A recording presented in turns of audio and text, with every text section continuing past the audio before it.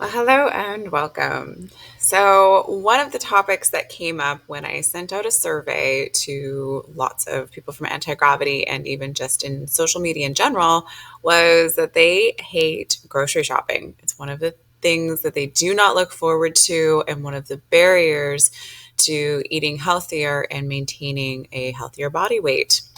So, we're going to go over some things that will help with this situation. So the survey showed about 40% struggle with grocery shopping. So what we're going to do in this presentation is talk about ways to make grocery shopping easier, faster, more fun, and even outsourcing to other people or services. It's kind of the amazing thing about the world we live in today, right? So why does it even matter? Like, what's the big deal? Well, we know that eating at home is generally a lot healthier. On average, you're going to save yourself, 200, 300 or more calories per day cooking literally the same meals that you would eat out if you just cook those at home. We just don't use all of the saturated fat, the salt, the preservatives that restaurants do, whether that's fast food or more high end restaurants. Their goal is to make that food super hyper palatable so that you're going to want to come back and buy more. So they really amp up the flavors in there and know how to hijack our system to make us want to eat more of those foods. When we cook at home, we're just not using as much oil and things like that. So the calories definitely come down, even if you're literally making the same food at home. So, and also, it's really easy to fall off the wagon and eat something that is completely, is not going to make you feel very good afterwards. It's not going to contribute to your goals when you're eating out. Again, that's the point. Like, they're going to be pushing foods that are more shelf stable for them. Fresh foods are, they don't last as long. So those tend to come more at a premium for a restaurant setting. At home, when you're buying fresh produce, especially if you're buying it seasonally, it's actually very economical and very inexpensive. But when you go to a restaurant, it's a different story. So they will push more like that highly processed food as opposed to like the healthier food. So a lot easier to stick to your goals when you are eating more of your meals at home. The key with this system is to find out what works for you. I'm going to share some tips and tricks that have worked for me and also I've seen work for other people, but you really have to figure out a system that works best for you and know that things will change. Like, let's say if you have a family with kids, summertime is different than when the kids are in school, right? You have a different routine. You may have no routine during the summertime, which is fine. There are seasons in life, and that's important to take note of and recognize that, if this is your first year doing this, it will change. You'll get into a rhythm for a few months, and then things will change and seasons will change. Work schedules change, school schedules change, and you'll have to readapt. But then once you kind of get into the rhythm of a thing after the next couple years, that you've got systems down, that you know that this is what works well for you and your family. And again, things will change over time. So you've got to be flexible and always growing and always finding new creative solutions. So we're going to go over 10 tips and tricks to make grocery shopping so much easier on your life, more enjoyable, and something that you don't dread every week. So number one, meal plan. That's one of the things that I do for pretty much all my clients through the gate. We start you off on a meal plan and I take that off your plate. So mentally, you don't even have to think about it. I'm doing your meal plan for you. It's got the grocery list in there. You just follow it, add on any of your other things you need for the household, and you've got your recipes ready to go. Really cuts down on a lot of like scrolling through things and trying to find recipes that'll work for everybody. Just makes it so much easier. So meal planning is fantastic. I do it obviously for myself and for my husband. We've gotten to that point now where we've been doing this for so many years that we don't necessarily need a written down meal plan. We can kind of look at what we have and go, okay, we need so many meals for this week. Like, for example, this week we're actually going to be short on them because we did that on purpose because we have a wedding coming up this weekend. So we're going to be busy during the weekend, not going to be eating at home. So we planned out our meals accordingly, make sure we have enough protein, number one, and then we have a good complex carb source. And then we have, right now it's summertime for me, so my vegetable garden is ridiculous. I have way more vegetables than I could possibly eat. So I haven't been buying any at all. So that's been awesome. But so meal planning is really, really beneficial, even if it's just like a loose plan. But that's one of the things that I do provide for people to really take that off their plate so they can focus on other things like the habits, the daily routine that you're trying to build up, which it takes a lot. It takes a lot of energy to do that when you're first trying to change all your habits and everything. So anything I can do to help to make it easier. Number two, grocery shopping app. So I've gone through several, and the ones that I like the best are the ones that I can share with my husband, so that we both have access to it. We both add to it at any time we're in the house and we're like, oh, we're running low on this. We can add it to the list. Super simple, right? There are some that are better than others. Honestly, we're probably going back to Alexa, the Alexa app, not necessarily Alexa in home, because there's, she's always listening. But we do like the app because, again, we can share that with each other. It's the same login. And actually, the Alexa app is nice because it organizes the things into categories like cold meat, condiments, and things like that. Makes that so much easier. So that's what I recommend. Not necessarily that you need to, I have no affiliation with the Alexa app or anything like that, or with Amazon, but finding an app that will categorize it for you, that you can share with whoever else is in your household that you are creating shopping lists with. Super, super helpful. Will save you so much headache. All right, number three, shop online. So when I first put this on here, I was like, oh, like you go online to like Fred Meyer and like click to pick up, or Costco delivers, which is pricey. So we only did that briefly during the pandemic and cut that out afterwards because whoa. Click to pick up with Fred Meyer is great. Walmart has their delivery as well. You can just shop online and then it's delivered straight to your door. And then there's, of course, like services like Instacart where you can get anything anywhere. Uber Eats, I'm sure, would go pick up anything. Like, we just have so many options now that we just never had before. It's really, really cool. Also, though, think about those non-perishable items. Think about your rice and your quinoa and your gluten-free flour, whatever you're using, or your pancake mix. You can shop online for these things. Amazon is an obvious, solution to that, but there's other online grocery stores basically that give you really good discounts, and I'll have some of those listed in the description that I've come across that seem to have some good deals in there. So that's something else that you can look into, getting your bulk dry items through an online ordering system. You can oftentimes find really good deals, coupons, and save some money that way. And plus, then you're not having to drive around, and gas is expensive right now. So number four is to try new recipes. So I do this pretty often. I really and it depends on, the season, of course. Right now, seasonally, I'm drowning in cherry tomatoes. So I put together a whole cherry tomato recipe book so that I could figure out what to do with all of these. And so I made a caprese salad with some cashew mozzarella cheese. So it's not really dairy, but and then some basil and everything. So that's what I'm eating for my side for this week. So trying new things, getting creative with some of the recipes, and it doesn't have to be every single one. Like, make most of your recipes very simple, very basic, and things that you're used to cooking and that that you enjoy eating, and you can eat it all week. But maybe once a week, maybe twice a week, try something new. And if you're on a meal plan with me, then say you're like, you know what, I really want like Thai food, or I really want to try this type of food, or, something, like, just let me know. And I have access to they're growing their database. They're going to be up to 5,000 recipes here really soon.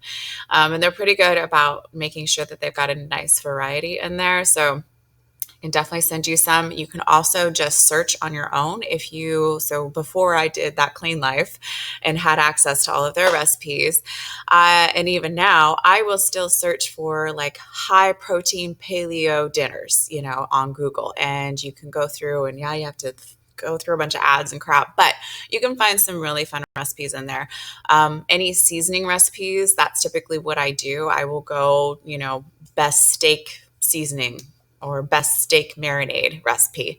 They've got some really good ones, and I'll change some of the things because sometimes they'll have you put in a ton of oil and like a bunch of sugar and stuff. So I will cut back on that quite drastically. But that's the nice thing about your own recipes is that you can customize them to your goals and to your taste. So trying new recipes, super fun.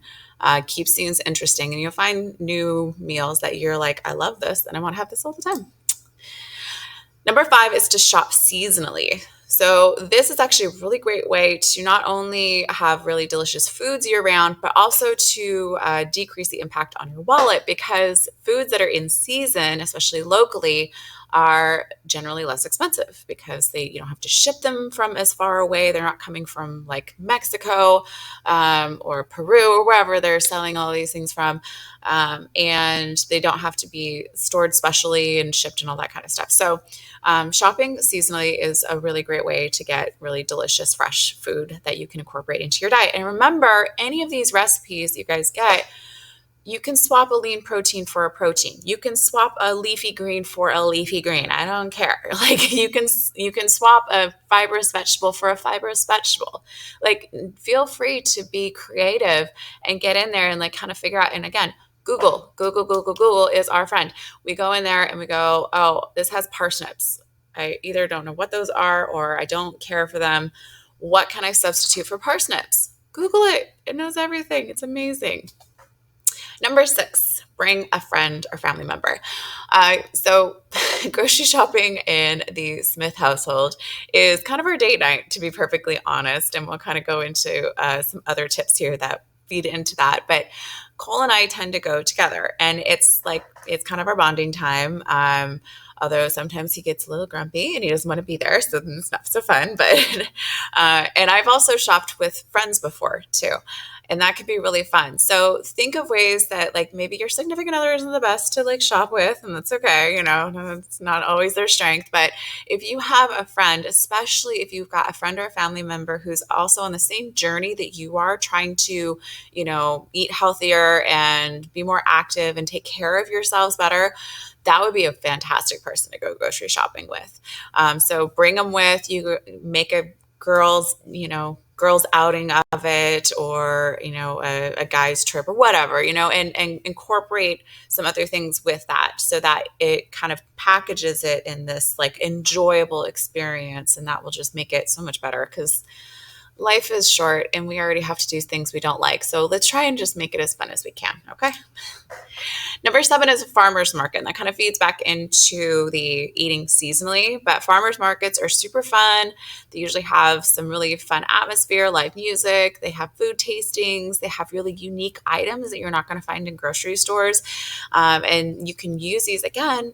Think about ways that you can be creative and use swaps, and making sure that, of course, you're still like, if you're trying to control your calories to lose weight, you need to continue to monitor this. Don't buy a bunch of I know the bread looks amazing, but that will definitely one slice of bread is a lot of calories compared to the vegetables that you were supposed to have with your meal. So just be very conscious of that.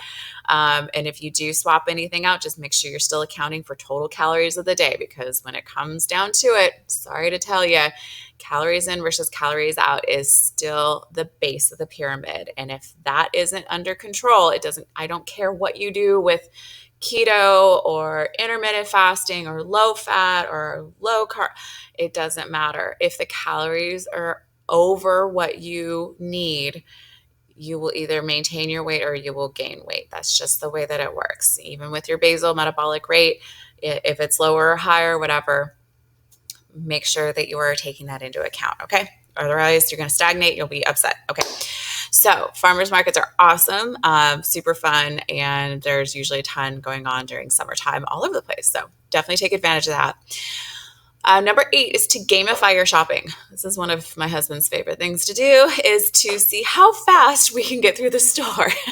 Sometimes I don't want to go fast. Sometimes I want to meander, but so making sure you have your list ready to go, and then you can divide and conquer as well. You can be like, hey, you take non-perishables, I will go tackle the meat and produce section, and just like get it done as fast as you can, and like set a timer. I don't know, like just find ways to make it fun. Other examples, like trying to find the best deals.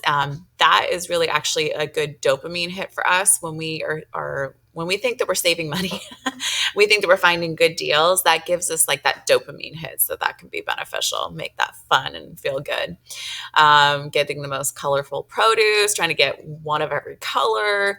And again, experiment with a new ingredient or recipes every time you shop.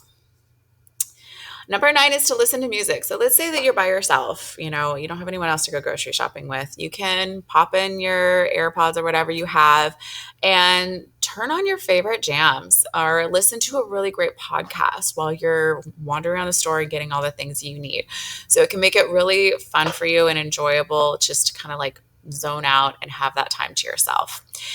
And then number 10 is reward yourself. So one thing that I really, really enjoyed doing. I used to if I ever went on a shopping trip by myself, which I was in a routine of doing for a short time there, again, because there's seasons where, like my husband was busy and my shopping partner was busy. So I was doing it a lot on my own. And I would drop by the coffee shop on the way in. It was like my once a week thing. I would go get my half sweet sugar-free mocha with almond milk. And it was delicious because I hardly had it. So every time I did, it was like, this is my treat. And then I'd have my coffee and I would go shopping. And it just kind of gave me that nice, warm, fun feeling and like a good association with what I was doing there. So, and again, not something that's going to throw me off or anything. Also, another tip that I would have too, especially if you're doing your grocery shopping and your meal prep at the same time in the same day, because that can be a lot, is to buy your lunch. Buy lunch. Go out to lunch. I'm going to tell you this. So I used to do Chipotle was like one of my favorite spots because you can get extra meat. You can go just the bowl and do the salad, maybe do like a little bit of beans or a little bit of rice, like the half amount of that they would normally throw in there, and then extra meat. And then you can get the salsa on there and maybe even some of the guac if you're, again, calories allowed, right? It has to fit your total daily intake. But that is a really great fun way to like have something that you know is really good for you. It's also kind of a treat, kind of going out to eat a little bit, but not super hardcore. And then you don't have to worry about like you're already busy and making all this food. Sometimes the last thing you want to do is cook a meal for yourself for that day because you're like, I just don't have it in me today. So definitely that's something that you can do and incorporate that into your weekend. So the main takeaway here is just have creative solutions. Ricardo said, sometimes big problems are solved with lots of small and creative solutions. So experiment and be flexible. Look around for other ideas and just find ways to make it more enjoyable for you, easier for you, and make sure that you're creating those habits that will keep you in line to what your goals are for yourself.